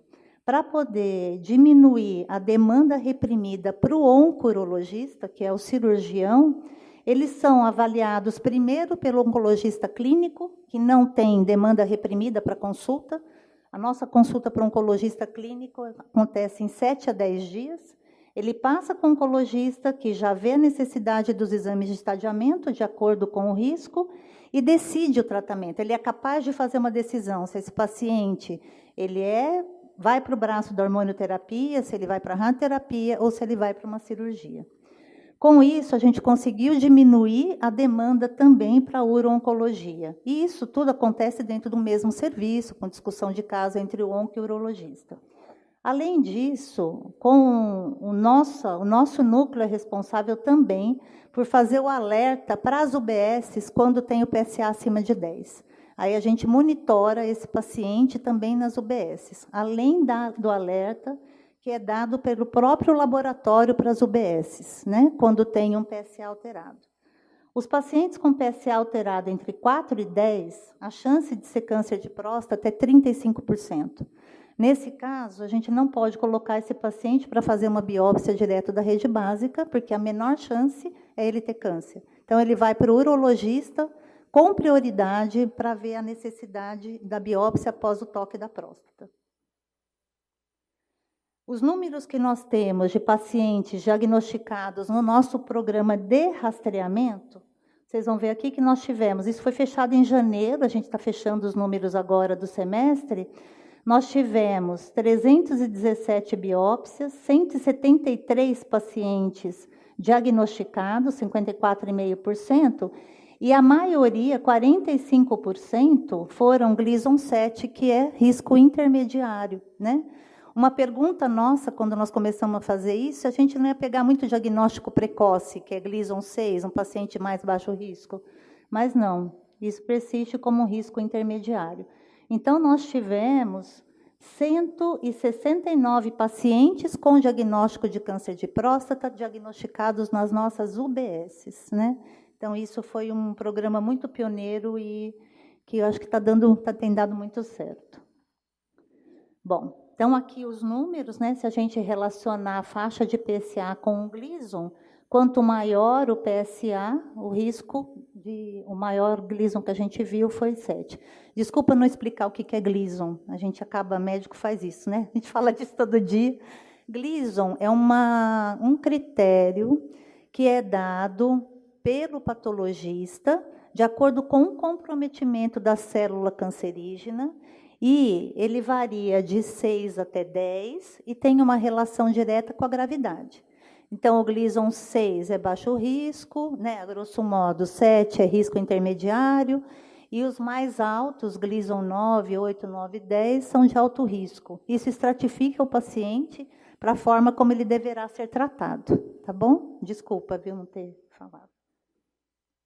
Bom, o tempo que a gente tem para avaliação uro-oncológica, aqui está estratificado o tempo entre 1 a 16 dias, 16 a 30 dias, 31 a 60 dias.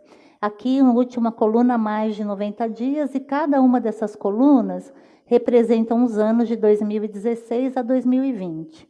A gente pode ver aqui que no ano de 2020, a maioria dos pacientes conseguem passar na consulta aqui entre 30 e 60 dias, né? Que é o nosso objetivo. Agora, nós estamos quase chegando nos 30 dias para avaliação da uro. Essa é a nossa maior demanda. Só que a gente tem que lembrar que esses pacientes aqui, desde o novo protocolo, eles estão aguardando a avaliação, mas já estão fazendo os exames de estadiamento quando vão passar para o urologista. Então, quando ele chega para a avaliação do cirurgião, ele já chega pronto para saber qual vai ser a decisão do cirurgião. Então, isso facilitou muito também.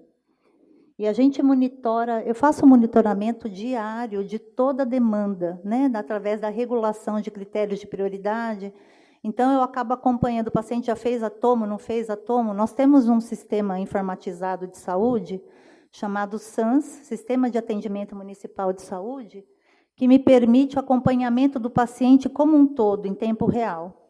E eu vou ter a oportunidade de mostrar para vocês isso. Isso é muito interessante para a gente que faz a gestão e a regulação dos casos pela prioridade. Bom, rastreamento de câncer de intestino, nosso protocolo começou em setembro de 2019. Nós já tínhamos a pesquisa de sangue oculto nas fezes, realizadas como triagem no programa de saúde de adulto para todos os pacientes entre 50 e 75 anos. Só que esses pacientes, assim como de próstata, iam para a fila do especialista. Então, PSO positivo, ele ia para o especialista, porque só ele podia pedir a colonoscopia. E aí nós começamos esse programa de rastreamento. Os pacientes com PSO positivo são avaliados pelo médico da rede básica, que agora pode pedir a colonoscopia e a endoscopia. Então, nós fizemos um esquema de parametrização da colonoscopia, de acordo com todos os critérios de alta, média e baixa prioridade, em parceria com o núcleo do adulto, e liberou-se o pedido de colonoscopia pelo médico clínico da UBS para a gente conseguir fazer o diagnóstico na rede básica. Os casos positivos de câncer são encaminhados para a avaliação da oncologia cirúrgica geral, que é no PIO 12. Então, com isso, a gente fez, porque a gente não pode, eticamente, pela OMS, rastrear sem fazer toda a linha de cuidado, né? Quem rastreia tem que garantir toda a linha de cuidado para fazer o diagnóstico de câncer. Rastreamento, acho que é importante a gente definir isso, é você procurar o câncer numa pessoa que está assintomática. Quando a gente tem uma suspeita de câncer, a gente já está num paciente num outro patamar. O rastreamento é para a gente conseguir fazer o diagnóstico precoce. Então, ao contrário do pai do vereador Marcão, que não quer fazer exame, ele não está aqui agora, porque tem medo, quando a gente vai falar com a população, a gente fala, quem procura acha, e acha antes e tem chance de se curar. E esse é o lema da gente para fazer o diagnóstico precoce, né? Aí surgiu a ideia de fazer uma parceria com a Abrapresse, Associação Brasileira de Prevenção do Câncer do Intestino, para fazer um estudo clínico na nossa cidade da prevalência, de todo estudo epidemiológico do câncer de intestino.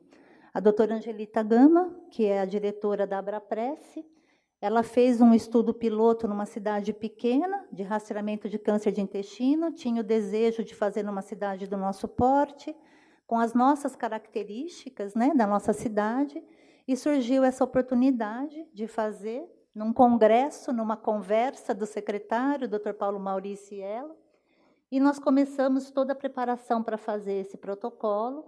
A Abrapresse, como é uma OCIP, pôde receber as doações, então foi feito um trabalho enorme na cidade. A Abrapresse conseguiu montar um container com 2 salas de colonoscopias no Hospital Municipal para a gente fazer as colonos dos pacientes do nosso projeto. Então, uma parceria público-privada que tem sido muito boa. Infelizmente, a gente foi atropelado pela pandemia e era no mesmo lugar. A gente teve que parar esse projeto por um momento, mas eu tenho esperança que a gente, até setembro, retome. Então, foi todas as etapas de um estudo clínico. Nós fizemos um protocolo, nós submetemos esse protocolo a um comitê de ética, como acontece com os estudos. Depois da aprovação, a gente começa, os pacientes vão para avaliação, são convidados a participar do estudo. O que é participar do estudo? Fornecer os dados para que eles possam ser publicados. Então, os pacientes são informados disso através de um termo de consentimento. E quando o paciente não aceita participar do estudo, ou seja, fornecer os dados para a nossa avaliação, ele faz o processo da mesma forma, né? Ele vai, passa no ambulatório, faz a colonoscopia da mesma forma. E os que aderem, a gente pode usar esses dados para publicação posterior. Qual a importância desse estudo numa população como a nossa? A importância é a gente conseguir mostrar para o Ministério da Saúde que é mais barato prevenir do que deixar o paciente evoluir com câncer. E a nossa argumentação, tanto para a nossa gestão, aqui para o prefeito, para poder mostrar a importância de ter esses exames de colonoscopia, foi mostrar que um paciente com diagnóstico tardio de câncer, além de câncer de intestino, além de todo o custo pessoal e familiar desse paciente, é um paciente que chega numa emergência, né? Ou por obstrução do câncer, ou até perfuração, ele vai para uma cirurgia muito complicada, fica na UTI, tem uma internação ao redor de 17 a 20 dias. Enquanto um paciente diagnosticado precocemente, ele consegue se curar, ele consegue sair do hospital em 5 dias, voltar para a vida dele, né, sem uma colostomia, consegue se tornar produtivo mais rápido e custa muito menos para a saúde pública, muito menos. Então, a gente está falando de a diferença propiciou a gente comprar, essa diferença mostrou que vale a pena a gente investir nas colonoscopias, né? É ao redor, falando de preço de SUS, um paciente que custa R$18.000 num diagnóstico tardio e R$2.500 num diagnóstico precoce. Mais ainda, se a gente consegue fazer o diagnóstico da lesão que vai virar o câncer, que é isso que a gente procura na colonoscopia, a gente trata esse paciente antes dele ter o câncer. Então, o câncer de intestino e de colo do útero, a gente consegue abordar a doença antes dela virar o câncer. E a gente sabe que uma lesão, um pólipo, que é aquelas verruguinhas no intestino, até se transformar em câncer, ela demora de 7 a 10 anos Então, a gente tem uma oportunidade enorme de fazer o diagnóstico se a gente conseguir fazer colonoscopia e pegar numa fase inicial. O tempo para avaliação da cirurgia oncológica geral no PIO12, aqui a gente está vendo a maioria dos pacientes em 2020 em até 16 dias. Nós não temos demanda reprimida para cirurgia oncológica geral no Hospital PIO12. Bom, agora de câncer de mama, né? A gente tem os alertas que são dados para todos os casos de mamografias alteradas, para as UBSs. Então, tem o programa de rastreamento. No nosso município é feito a partir de 40 anos de idade, né? No Ministério da Saúde é 50, a gente faz a partir de 40. O segmento da linha de cuidado todo, então, mamografia alterada, o paciente é encaminhado para o mastologista, que também não tem demanda reprimida.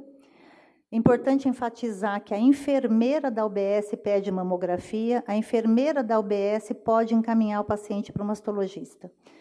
Eu, na minha opinião, como oncologista, os programas de rastreamento, eles podem e devem ficar na mão das enfermeiras, que gerenciam isso muito bem. Então, é aquele paciente assintomático e está procurando câncer. Então, as enfermeiras são extremamente habilitadas para fazer esse segmento. Então, no nosso município, a gente tem isso para mama e para todos os exames de rastreamento, elas podem pedir.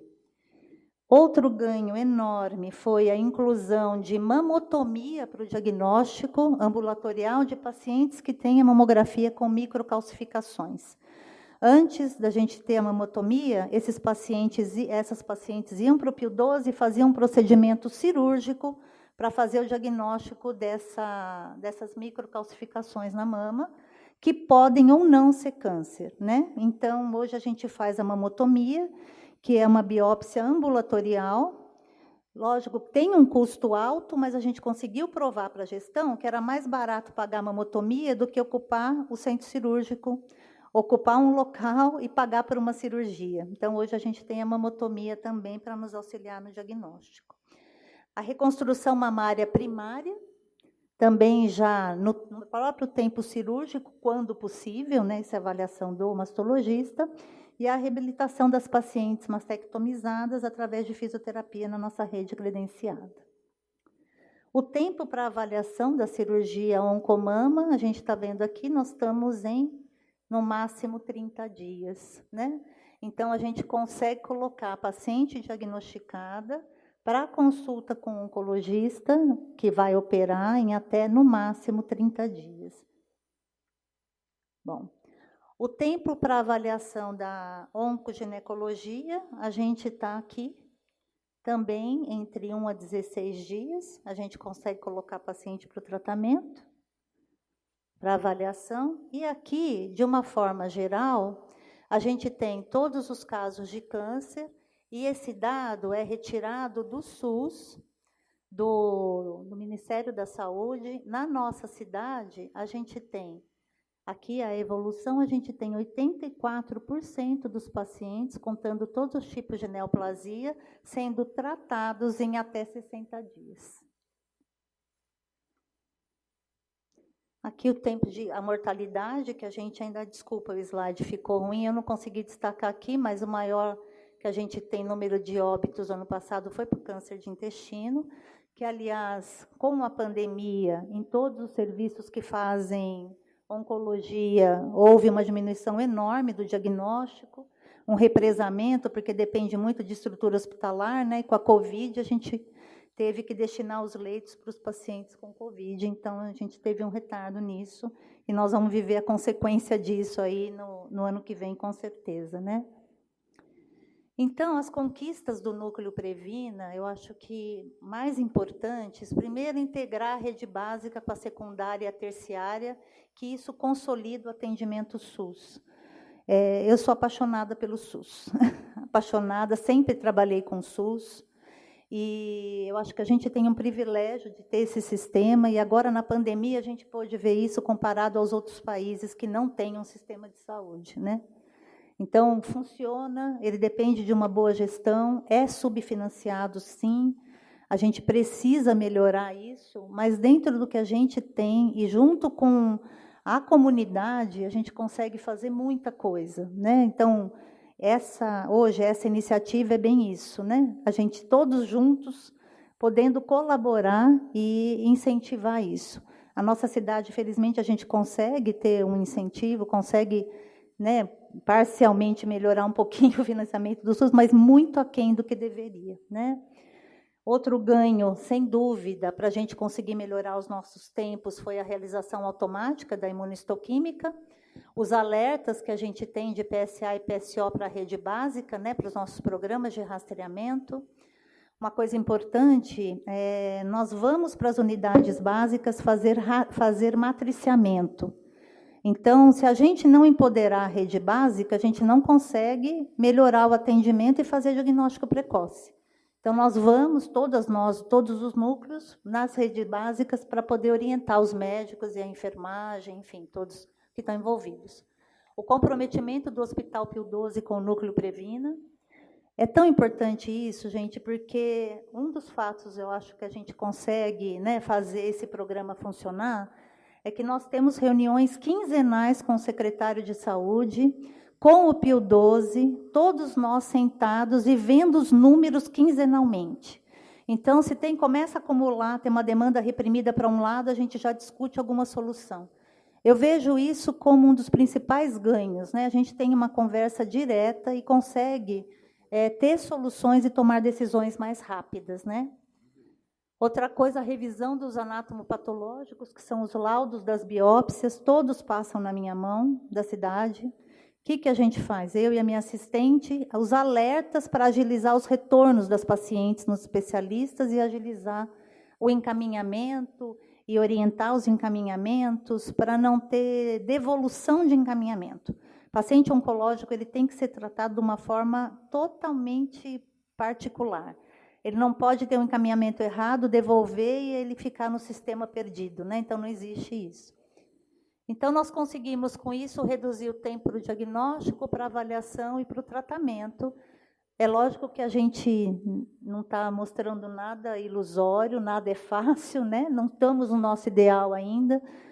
A gente nunca está, a gente sempre pode melhorar, mas eu acredito que a gente conseguiu avançar bastante nesse período. E aqui, como paliativista, eu não posso deixar de colocar a minha guru mor, a doutora Cicely Saunders. Foi uma médica, assistente social e enfermeira, ela tinha as 3 profissões, que começou a medicina paliativa no mundo, nos anos 60. E tudo que a gente faz de cuidados paliativos foi ela que ensinou. A gente melhorou, mas as bases são todas dela. O sofrimento humano só é intolerável quando ninguém cuida. Obrigada, gente. Muito obrigado, doutora Elitânia, pela tua apresentação excelente, né, mostrando os números da cidade. Gostaria de destacar também aqui a presença do nosso vereador Thomas. A equipe dele, a assessoria, estava desde o começo aqui, viu, Thomas? Tá? Não é puxar a orelha do pessoal, não. Foram os primeiros a chegar aqui, tá? Gente, encerrando praticamente, nós vamos agora passar a palavra para o Everton, depois a irmã Irene, e a gente vai estar encerrando. Everton, por favor. Primeiramente, bom dia a todos. É um prazer e uma honra estar aqui representando o Pio XII. Em nome do doutor José Cláudio, né, vereador José Cláudio, eu queria cumprimentar a todos e falar do trabalho do Pio XII. Né?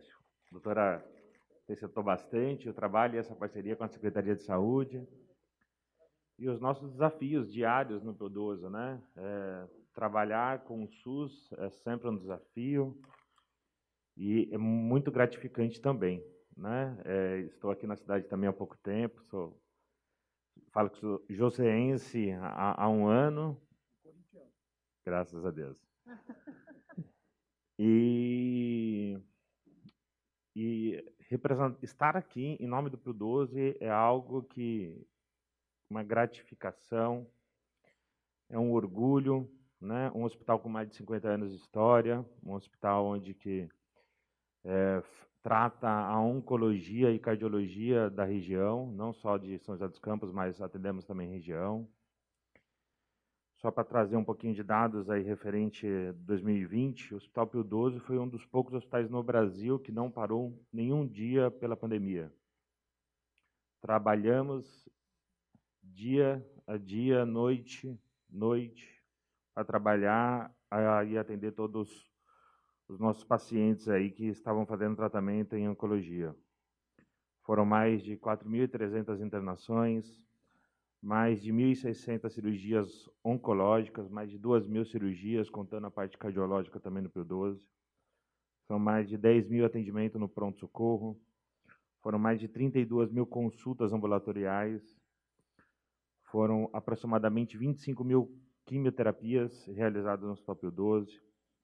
Mais de 51.000 exames realizados lá, sendo deles 14.000 tomografia e 18.000 mamografias. É o desafio diário, né? A questão financeira, equalizar, onde alguns padrões de tabela de Ministério da Saúde, tabela SIGTAP, a gente conseguia ajustar, né, as cirurgias por vídeo, ainda alguns insumos não contemplam pela assistência única de saúde, e o Pio XII ainda, com toda essa dificuldade, arca muitos recursos onde não são cobertos. É um prazer enorme estar com vocês, doutora Elitânia, é uma honra, acho que todo esse trabalho engrandece muito, né? Nós estamos numa saúde pública dentro do nosso cenário de qualidade, e eu tenho muito orgulho de falar que faço parte dela, o Pio XII faz parte dessa saúde de qualidade, e a gente tem um grande desafio como custear toda essa saúde. O Hospital Pio XII é um hospital de 84 leitos, a gente precisa pensar em expansão do Pio XII. Nós estamos agora discutindo e fazendo um projeto de ampliação da nossa UTI, e isso tudo depende de recurso, né? Então, parabéns, doutor Luiz, doutor José Márcio, o Pio XII já se coloca em disposição, né? A nossa característica é a oncologia, né? Queremos crescer e trabalhar nessa frente, e acho que temos muitas parcerias aí que possa, a partir de hoje, iniciar e trazer muito frutos, não só aos pacientes que vão ser assistidos, mas quando a gente fala de recurso para a saúde pública, a gente consegue ampliar esse atendimento. E a nossa missão, né? A missão das irmãs, do Instituto de Pequenos Missionários, é atender a população carente. E a gente faz lá no Pio XII, a gente tem uma volumetria de atendimento do SUS, aproximadamente de 80% são pacientes do Sistema Único de Saúde. Nós temos ainda 20% dos pacientes particulares e convênios que ajuda a custear o serviço público, a saúde pública, né? O Pio XII, quando ele atende o paciente de convênio, esse recurso ele é dirigido também à saúde pública, né? E sabemos da importância da frente parlamentar, da importância dos nossos contatos políticos com os deputados, estadual, federal, para trazer recurso, porque sem esses recursos, sem essa frente, o Pio XII muito provavelmente já não estaria com portas abertas, né? A nossa tabela é uma tabela desatualizada há mais de 10 anos, e a oncologia e cardiologia alta complexidade custa muito caro, né? Então, me coloco à disposição, coloco o Pio XII à disposição, o Instituto à disposição, e para a gente estar junto com vocês, né? O Pio XII está sempre de portas abertas a todos, né, que fazem parte da saúde pública, todos que fazem parte da prefeitura, da Câmara Municipal, e é com muito carinho, né, que nós tratamos os nossos pacientes lá, né? Acho que o trabalho eu estou dando há um pouco mais de um ano, dando sequência ao trabalho junto com mais de 500 colaboradores, né? O Pio XII é uma das poucas empresas também na nossa região que não demitiu um colaborador pela pandemia. mas é um desafio diário, né? Óbvio, a gente tem uma parceria com a Secretaria de Saúde, com a Prefeitura de São José dos Campos, mas a gente continuamos num desafio diário com relação ao recurso, né? O PIO12, como o doutor colocou aí, no começo do ano de 2020, nós tivemos uma ampola que queimou da hemodinâmica, tivemos que precisar pedir empréstimo ao banco para conseguir repor e continuar o tratamento cardiológico da região. Mas os nossos desafios. Não é diferente daqui, não é diferente de nenhum município ou estado do nosso país, né? Mas tenho muito orgulho de fazer parte desse time, né? É um trabalho humano, um trabalho muito dedicado, com compromisso à vida, às pessoas, né? Ao ser humano. E o trabalho que o Previna vem realizando também junto ao PIO12, né? É muito bonito, né? Os números falam por si só, né, doutora? Os números, ele mostra o quão é importante. Mas sabemos que temos a melhorar, precisamos expandir, o PIO12 precisa crescer, né? Precisamos pensar no PIO12 num projeto de 10 a 20 anos, e isso não será possível sem a ajuda dos órgãos públicos, né? Com essa volumetria de pacientes que nós atendemos de SUS, é quase inviável financeiramente esse projeto de expansão por recurso próprio. Então, me coloco aqui à disposição, o PIO12 à disposição, né, tanto de a gente ir nesse caminho, dentro do nosso planejamento estratégico, a gente tem aí o desafio de a construção do IEP, né, do Instituto de Ensino e Pesquisa dentro do PIO12, acho que vem muito a calhar, né, com este momento. O PIO12 vem falando, a gente... o doutor colocou, nós temos 2 faculdades, né? O PIO12 também está trabalhando na formação dos médicos. Iniciamos agora um internato com a equipe da Humanitas, né? Então, além da prestação de saúde, nós estamos preocupados com o ensino da formação médica e preocupado também na questão de pesquisa. Sabemos o quão é importante a pesquisa, ela vem a dar mais um fôlego para a saúde pública, né? E dessa forma me coloco à disposição o PIO12 e agradeço a oportunidade de estar aqui hoje. Obrigado. Obrigado, Everton, pelas palavras. Irmã Irene, fique à vontade, irmã. Um bom dia a todos. É com prazer que estou aqui, representando o Instituto das Pequenas Missionárias de Maria Imaculada. Estou aqui como representante do Instituto. E agradecer muito o Dr. José Cláudio, com essa frente parlamentar, e todos os vereadores que fazem parte desta frente. Sabemos o quanto isso está sendo importante para nosso município e para o Hospital PIO12. E para cada paciente que lá nós atendemos. Porque cada vez que a gente recebe um paciente, cada vez que a gente procura dar o tratamento para eles adequado, dentro do nosso limite, mas nós queremos fazer sempre com amor. Essa parceria com o projeto Previna, isso vem tendo nos ajudado muito, muito mesmo.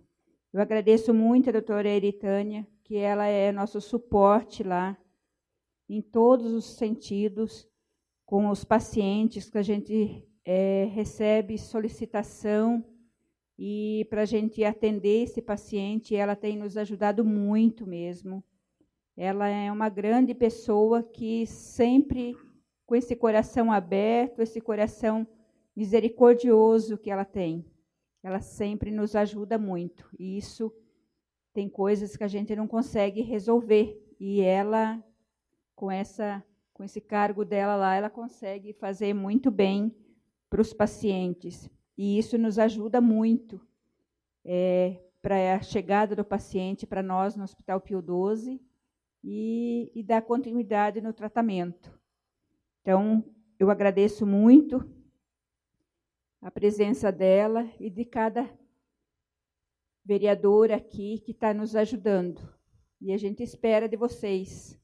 Como disse o Everton, a gente depende muito de cada um, porque sem vocês nós não conseguimos. Porque a gente trabalha no limite, trabalhamos no vermelho, e é difícil isso para nós, mas a gente conta com a ajuda de cada um. Eu agradeço a cada um e agradeço pela oportunidade de estarmos aqui colocando a nossa situação. Então, muito obrigado a todos. Irmã, muito obrigado pelas suas palavras, irmã, sábias, de bondade, uma pessoa de Deus, e que Deus faça mais irmãs Irenes para ajudar a saúde, não só de São José dos Campos, do mundo. Bom, Luiz Eduardo quer dar uma palavrinha, né, sobre a Elitânia. Só, Fica à na vontade. verdade, parabenizar pelo trabalho, viu, Elitânia? Fantástico, na verdade. Acho que essa comunicação de primário, secundário e terciário é muito importante, essencial e super difícil de fazer. Na prática, é super difícil. Eu tomei conhecimento do Núcleo Previna, na verdade, porque foi destaque, né? Vocês levaram 2 trabalhos na ASCO, que é o principal congresso internacional de oncologia clínica, né? Quando fora de pandemia, são mais de 40 mil médicos que atendem a esse congresso, e vocês levaram 2 trabalhos. Foi lá que eu tomei conhecimento, na verdade, do Previna. Então, parabéns, é destaque internacional, parabéns. Muito obrigado, doutor Luiz Eduardo, doutor José Márcio, doutora Elitânia. Prazer estar com o Everton, mais uma vez, né, Everton, meu amigo, parceiro. O Everton chegou no olho do furacão, chegou em março de 2020, com a pandemia. Chegou o coronavírus correndo atrás dele. Irmã Irene, minha amada irmã Irene, viu? Agradecer demais os vereadores que compõem a frente parlamentar. Vamos adotar o Tomás, né, como mais um para a frente parlamentar, que esse menino é muito inteligente, ele vai somar muito para a gente. Menino, porque eu estou velho, viu, Tomás? Desculpa, tá? A vereadora Amélia, muito obrigado. Você pela tua experiência, a tua inteligência de compor essa frente parlamentar, vereador Fabão, vereador Juninho, vereador Renato, vereador Marcão, que teve que se ausentar, vereador Lino Bispo, aqueles que não puderam estar aqui hoje. Eu acho que toda reunião tem que ter uma finalidade. Eu não gosto de reunião que não reúne nada, só reúne para tomar café e água. Isso não resolve nada, além de engordar. Essa frente parlamentar, o principal objetivo dela é ajudar o tratamento oncológico e cardiológico São José dos Campos. Tem uma ideia da Amélia, de nos reunirmos com o pessoal das UBSs, depois eu vou ver isso com a secretária, com a Elitânia, para facilitar o encaminhamento para GAC e Pio 12, a gente fazer uma reunião com os gerentes, com a frente parlamentar, com vocês. Mas duas ideias que a gente tem que ser o fruto dessa reunião de hoje. Uma, marcar uma reunião da frente parlamentar, Elitânia, secretária de Saúde, Dr. Luiz Eduardo, Dr. José Márcio, Pio 12, para a gente tocar em diante o motivo dessa reunião, que é a pesquisa clínica realmente nascer em São José dos Campos. Então, a primeira coisa que a frente parlamentar vai estar fazendo é marcando essa reunião, colocando data nessa reunião. Segunda coisa que me veio à cabeça aqui agora, que nós poderíamos pegar nossa frente parlamentar e irmos a São Paulo, a Brasília, e cada um tem o seu deputado, a Amélia tem o PT, o partido dela, eu tenho o meu. Isso, mas a gente buscar mais, a gente tentar ajudar o Everton na questão da UTI. Quem sabe essa frente parlamentar, não podemos ir a São Paulo, a Brasília, marcar com algum, não no Neurônio mora lá, mas nos nossos deputados, para a gente pedir verba para ajudar o Hospital Pio 12. Então, acho que são as 2 conclusões da nossa reunião. Uma reunião da nossa reunião de hoje. Marcarmos uma reunião com a secretária de Saúde, com a frente parlamentar, com os nossos doutores, e o Pio 12 para a gente tocar em diante, né? E a próxima a gente tentar criar a frente, sair um pouquinho de São José e nós irmos ou a São Paulo, na Lesp ou em Brasília. Vamos tentar mais recursos, tá? Para a gente ajudar o Hospital Pio XII e o GAC também, não podemos esquecer do GAC. Tá bom, gente? Muito obrigado a todos que estão na plateia. Rodrigo vai representar a Dulce, os representantes do Tomás. Tem mais algum vereador? Não, né? Você é do Milton? O Milton me ligou, tadinho, está gripado, então não pôde vir. Ele até mandou uma foto dele aqui, gripado. Então, o Milton é um parceirão, é o primeiro secretário da Frente Parlamentar. Obrigado a todos. A noiva do Marcão é a Ludmila, tá? Pessoal do meu gabinete, Marquinho, a Vânia, a Julinha, né? O pessoal todos os servidores da Câmara, pessoal da TV Câmara, muito obrigado. Janaína, as duas Janaínas, Marcelo, todos vocês, muito obrigado. Parceirão, meu amigo lá das imagens, tá? Deus abençoe a todos, que só Deus mesmo para reconhecer e nos iluminar para que a gente chegue no objetivo da Frente Parlamentar, que é ajudar o tratamento oncológico cardiológico de São José dos Campos. Deus abençoe e um bom dia a todos.